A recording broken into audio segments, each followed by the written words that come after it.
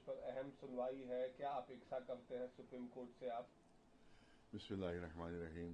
देखिए, हमारी सारी अपेक्षाएं जो है वो सुप्रीम कोर्ट ही से हैं, क्योंकि गवर्नमेंट तो बिल्कुल उस पर तुली हुई है कि काला कानून जो है उसको जो है तमाम स्टेट्स में उसको लागू किया जाए।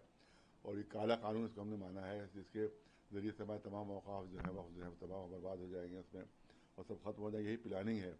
और आप देखिए, हिस्ट्री में, इंडियन हिस्ट्री में शायद पहली मरतबा ये हो रहा है कि स्टेट गवर्नमेंट जो है वो फेवर में गई है, इसके वक्फ बिल के फेवर में। और हमेशा सुप्रीम कोर्ट में जाया जाता है अपनी फरियाद लेकर कि भाई हमारे खिलाफ ये हुआ है। वहाँ उल्टा मामला, फेवर में गई हैं 6 स्टेट गवर्नमेंट फेवर में। यानी इतनी मोहब्बत उनको मुसलमानों से हो गई है कि स्टेट गवर्नमेंट जा रही है मुसलमानों के फेवर में जा रहे हो। तो इससे अंदाजा कीजिए कितनी बड़ी घिनौनी साजिश की गई है, कितना बड़ा षड्यंत्र ये है। और इससे ये डिले टैक्टिस है वहाँ, क्योंकि जब ये स्टेट गवर्नमेंट जाएंगी तो फिर कॉन्स्टिट्यूशन बेंच बनाना पड़ेगी उनको, उस पर टाइम लगेगा। इतने दिन में बहुत ज़्यादा औकाफ को तबाह बर्बाद कर देंगे वो। तो ये एक बहुत भयानक साजिश कर दी की गई है कि इसमें स्टेट्स गवर्नमेंट जो है वो भी अपने वहाँ पर पहुँची है सुप्रीम कोर्ट में, और वो भी बिल की हिमायत में पहुँची हो। तो बिल्कुल ये गवर्नमेंट तुली हुई है मुसलमानों को तबाह बर्बाद करने पर। इसमें असल चीज़ है कि यहाँ की पॉलिसीज़ जो बनती हैं वो इसराइल बनाता है। तो इसराइल भी जैसा जो गज़ा में करना चाहता है कि हिंदुस्तान में भी वैसी माहौल पैदा कर दिया जाए। ये हिंदुस्तानी गवर्नमेंट को होशियार रहना चाहिए कि इसराइल जो है सबसे बड़ा दुश्मन हमारा है, सबसे बड़ा दुश्मन ही है। और जिस तरह से उसने गज़ा का माहौल ख़राब किया, उसने वहाँ पर इस तरह से जुल्म सितम किया, अत्याचार, वो चाहता है यहाँ भी वैसे ही माहौल पैदा हो जाए। तो इसमें बहुत ज़्यादा मुसलमानों को भी होशियार रहना चाहिए और गवर्नमेंट को भी होशियार रहना चाहिए, क्योंकि इसराइल किसी के पक्ष में, यहूदियों का पूरा मजहबी नारा ये है कि यहूदियों के अलावा किसी को जिंदा रहने का राइट, अधिकार नहीं है। उनका धार्मिक नारा है ये कि सिवाय हमारे किसी को जिंदा रहने का अधिकार नहीं है। तो कैसे वो हिंदुस्तान के दोस्त हो सकते हैं, कैसे वो हिंदुओं के दोस्त हो सकते हैं, जिनका मजहबी नारा ये है, धार्मिक नारा ये है कि हमारे अलावा किसी को अधिकार नहीं जिंदा रहने का। सर, आपने भी याचिका डाली है? हमारी याचिका भी है वहाँ पर। हमारी अंजुमन हैदरी बहुत बड़ी अंजुमन है वहाँ पर दिल्ली में, उसका बहुत ही बड़ा वक्फ है जो अरबों खरबों का वक्फ है, जिसके ऊपर निगाहें गवर्नमेंट की लगी हुई हैं। तो हमारे और वहाँ के जो सेक्रेटरी हमारे हैं बहादुर अब्बास साहब, हम उसके संरक्षक हैं।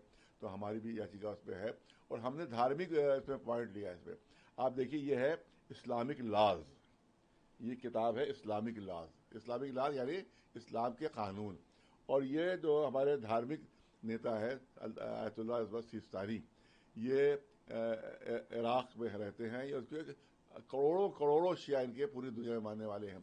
इसी तरह से आयतुल्लाह खामनी जो ईरान के, उनके भी करोड़ों मानने वाले हैं। उनकी किताब इस पर हमारे पास मौजूद नहीं है, वो भी दिखा देते हैं। इसमें देखिए, इनकी ये किताब है और इसमें नाम है इस्लामिक लाज, यानी धर्म, इस्लाम धर्म की जो कवानीन है वो, उसमें उन्होंने ये दिया है चैप्टर, वक्फ का चैप्टर, के रूल्स रिगार्डिंग वक्फ।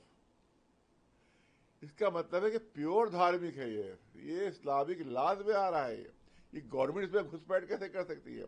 और सबसे आपकी कितनी बड़ी इन्होंने बेईमानी की है कि जो वक्फ मेंबरान है उसमें सिर्फ 4 मुसलमान रखे हैं, 4 मुसलमान रखे हैं, और 7 जो हैं उनमें 2 कंपल्सरी हिंदू हैं, और 5 में उन्होंने रख दिया है कि कोई भी हो सकता है, यानी उसको भी हिंदू बना सकते हैं वो।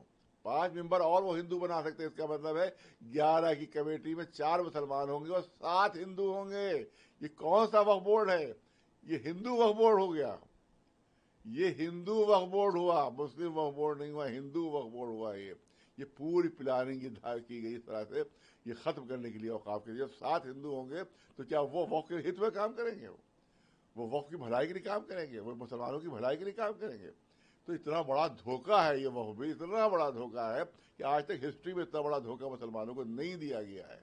कांग्रेस ने बहुत नुकसान पहुंचाया, कांग्रेस ने बहुत ज्यादा नुकसान पहुंचाए हैं, लेकिन इतना बड़ा नुकसान जो है वो आज तक हिस्ट्री में मुसलमानों को नहीं पहुंचा। सर, वक्फ बिल को लेकर देश के अलग अलग हिस्सों में हिंसक प्रदर्शन देखने को मिल रहा है। आप उसको लेकर क्या अपील करेंगे प्रदर्शनकारियों से? बिस्मिल्लाहिर्रहमानिर्रहीम। देखिए, प्रदर्शनकारी, ये हमें 40-42 साल का एक्सपीरियंस है प्रोटेस्ट करने का, क्योंकि हमने हर गवर्नमेंट के खिलाफ प्रोटेस्ट किए, जो भी नाइंसाफ़ी क्यों नहीं, जो भी हम पर जुल्म किया, जो भी अत्याचार हुआ उसके खिलाफ हमने प्रोटेस्ट किया। तो हमेशा गवर्नमेंट के लिए करती है, पुलिस प्रशासन के लिए करता है, अपने आदमी भेज देते हैं वो हमारी शक्ल में। असमें अगर मुहर्रम होगा तो काले कपड़ों में आ जाएंगे वो, लोग समझे कि शिया है ये।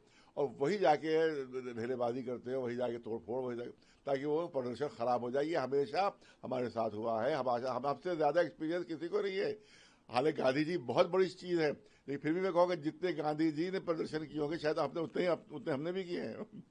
तो ये हमारे है कि जितने प्रदर्शनकारी है वो बिल्कुल होशियार रहें, बल्कि उनके पास कैमरे, हर एक के पास कैमरा है। ऐसा जो भी कर रहा है गड़बड़, फौरन उसकी तस्वीर ले लें और तस्वीर लेकर इसको पहचाना, चिन्हित किया जाए कि गवर्नमेंट का तो नहीं है, पुलिस का तो नहीं है, वो बीजेपी का आदमी तो नहीं है, एजेंट तो नहीं है, ताकि खराब करने के लिए आया है। लिहाजा बहुत होशियारी की जरूरत है और किसी किस्म की हिसाब अपनी तरफ से नहीं होना चाहिए, वरना हमारा पूरा मूवमेंट खराब हो जाएगा और गवर्नमेंट के फेवर में चला जाएगा। क्या आप मानते हैं प्रदर्शन शांतिप्रिय ढंग से होना चाहिए? बिल्कुल शांतिपूर्ण, जिस तरह से गांधी जी, मैंने कहा इतनी बड़ी ताकत थी अंग्रेजों की, आधी से ज्यादा दुनिया में हुकूमत थी, सिर्फ शांति से गांधी जी ने उनको भगा दिया था हिंदुस्तान से। कोई हथियार नहीं उठाया था उन्होंने, सिर्फ खाली हाथों से उन्होंने अंग्रेजों को भगा दिया था। तो इसी तरह से हम खाली हाथों से शांतिपूर्वक प्रदर्शन करके हम इस काले कानून को भी हटाएंगे।